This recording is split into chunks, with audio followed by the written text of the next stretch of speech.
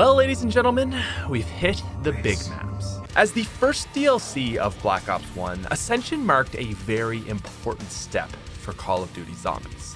This was the first ever large-scale zombies map, complete with a multi-step Easter egg. While not perfect, Ascension was the basis for the modern zombies formula. And despite this, it still appears to be quite a polarizing map, often receiving both praise and hate from the community. But I think Ascension is much more than just a good or potentially bad map. And I think a lot of the time it's overlooked considering what it brought into the Zombies universe. So ladies and gentlemen, welcome back to Zombies Retrospective. Sit down, buckle up, and get ready as we tackle another one of the most important zombie maps ever created. When I see Black Ops 1 fans talk about the maps, there are usually three predominant camps that people will fall into. There was the Kino was my first map nostalgia gang, who love Kino and also Ascension.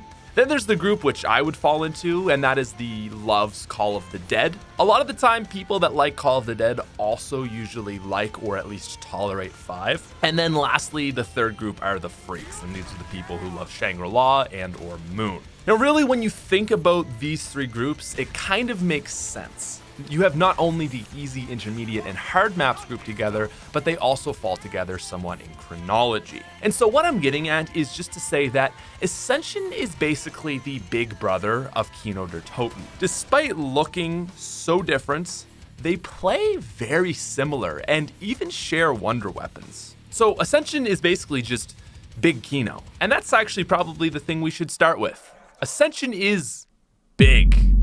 Like abnormally big, considering the era of zombies and what came before it.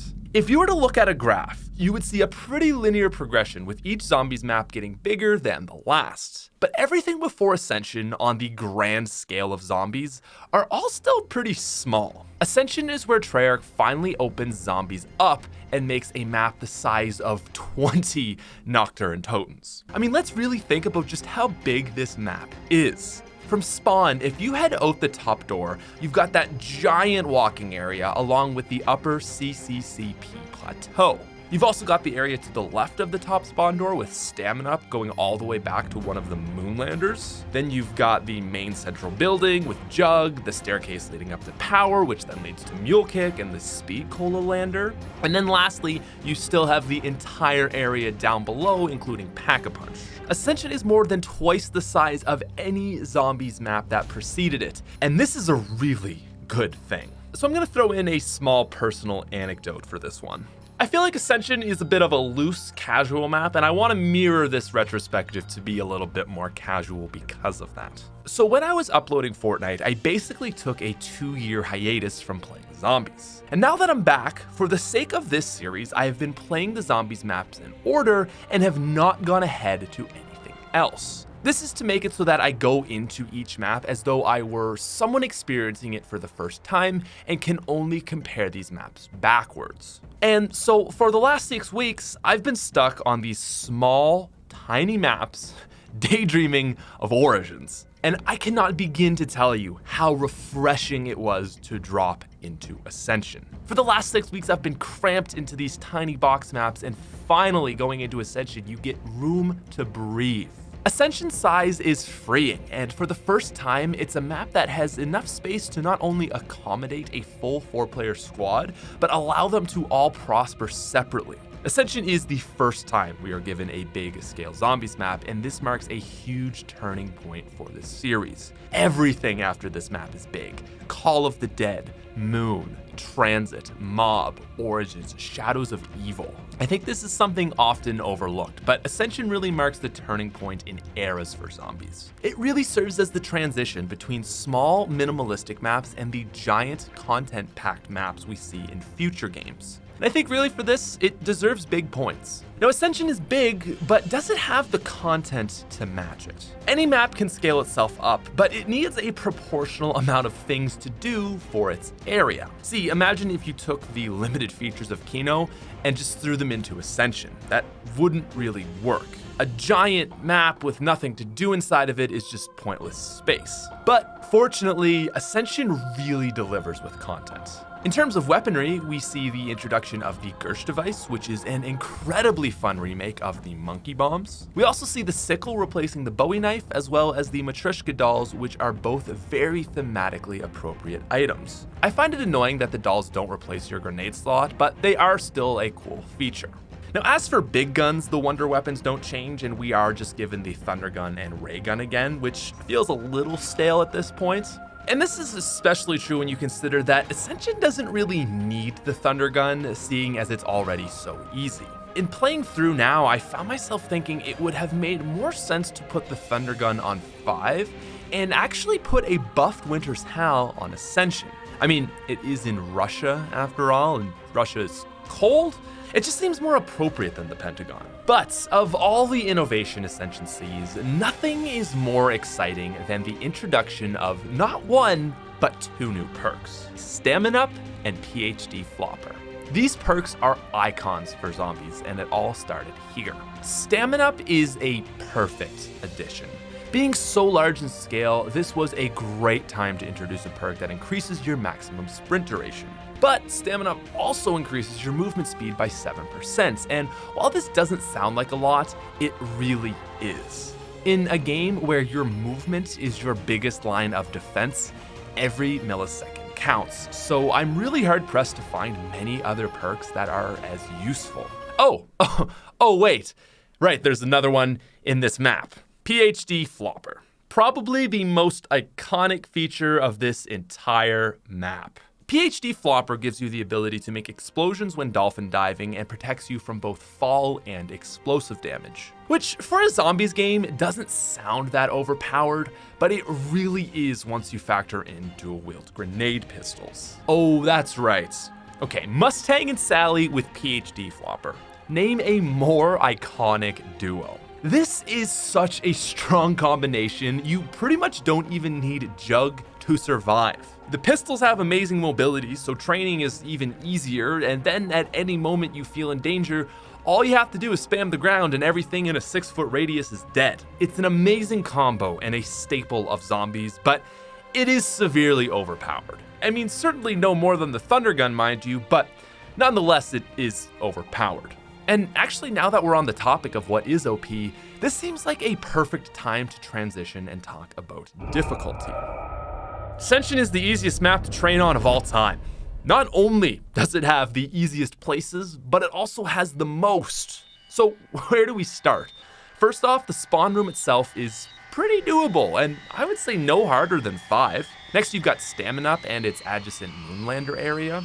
While unconventional, this is probably still only a 6 out of 10 hard, and even without the Thunder Gun, it's not too bad. Next up, you have below the rocket itself. This space is incredibly easy, made only slightly challenging due to the 4 pillar-like structures which support the rocket. Even the room adjacent to it, that is Pack-a-Punch itself, is very trainable. And we haven't even gotten to the easiest spot yet, the CCCP Mural Plateau. This is hands down the easiest training spot in all of zombies. It is a giant, completely open square.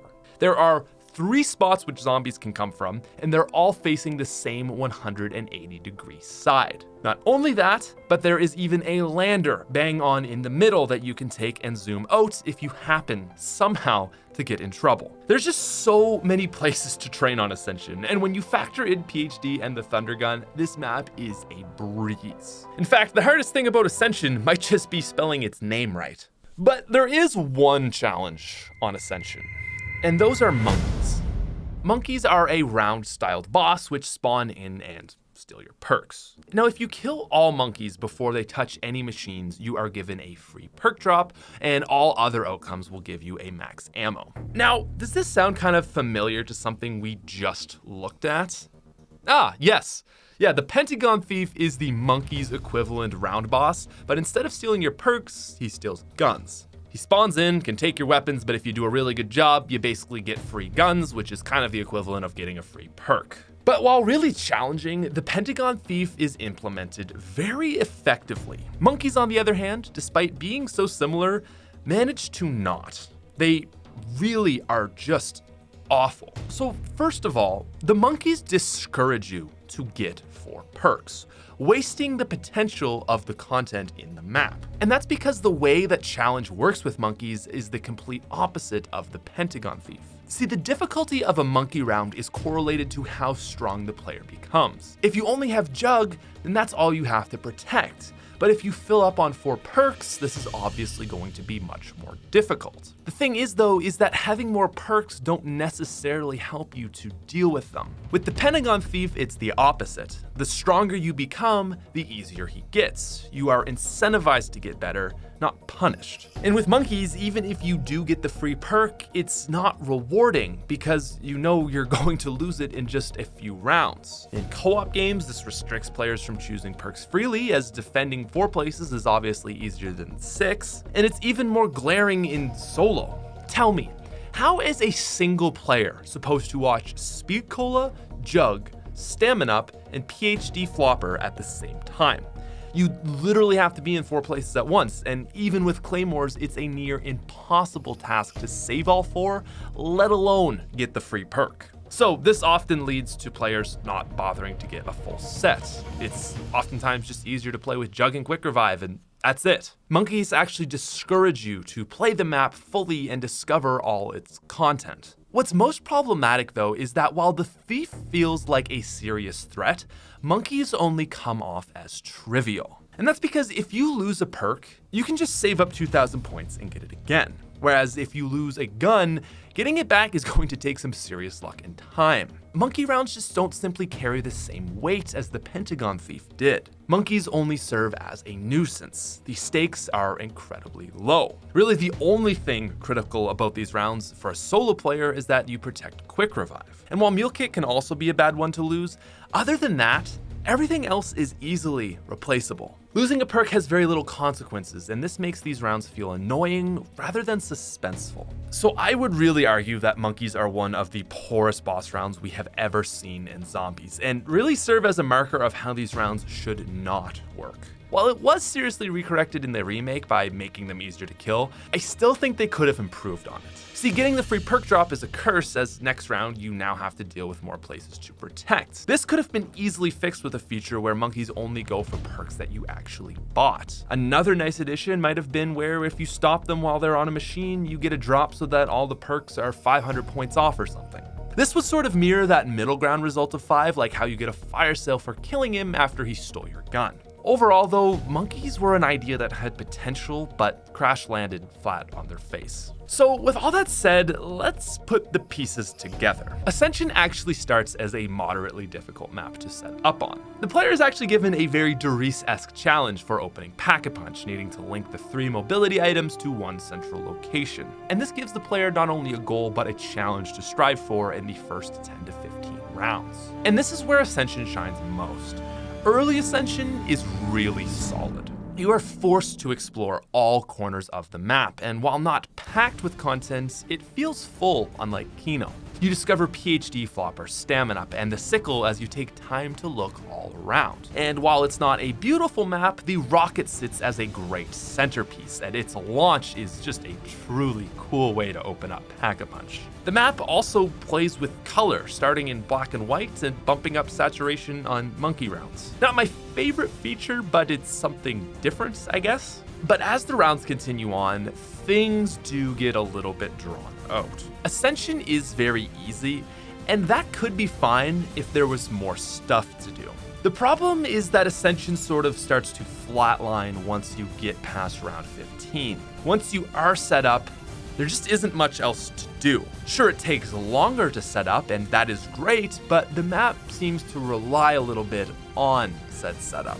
And obviously this is something that was a growing pain of the first big map, but I do think it is a little bit of a problem. There is a good amount of content, but it still leaves players desiring more. There is, however, one more thing you can do: the 4-player Easter egg. Ascension has the first ever multiple step Easter egg, and while Call of the Dead and Shangri-La often take the credit for being the first fully fledged one, the Ascension Easter egg deserves some credit. Sure, it only involves a few steps, and your reward is a 90-second death machine. That's a bit of a joke, but it's cool that they have anything at all. It's the first ever true Easter egg we see in zombies, and while lame in and out of itself, it paved the road for probably the most important piece of modern zombies. So there you have it.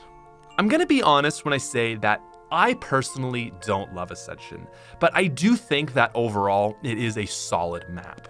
Ascension took safe risks, and they paid off as such. Most of the map does very little wrong, and its biggest flaw, monkeys, only really serve as a nuisance rather than something truly game-breaking. Ascension really is just a big Kino der Toten. While it's got loads more to do than Kino, it still ends up just being a high round attempt map.